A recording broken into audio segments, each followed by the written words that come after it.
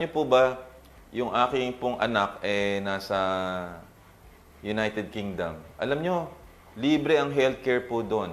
Kay mayaman, kay mahirap, libre. Sarap ano? Pamunta ka sa Canada, meron akong first cousin. Na-confine 1 year dahil nagkaroon ho siya ng meningococcemia at nasa ICU siya na matagal. Walang binayaran. Nanggaling ako ng Japan, nakita ko rin ang Singapore, nakita ko ang Taiwan, nakita ko ang Hong Kong, nakita ko ang Malaysia. At ito, recently, ang Thailand, napakaganda ng healthcare. Ang out-of-pocket expenses nila ay 9% lang.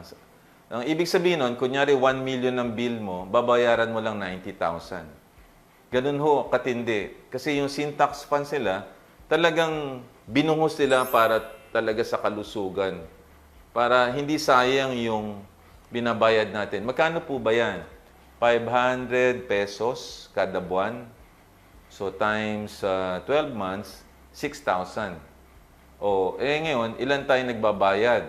Pagpalagay mo 100 million tayo. Daming pera nun na direct contributors, di ba?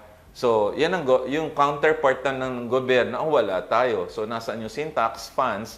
Nasaan po yun?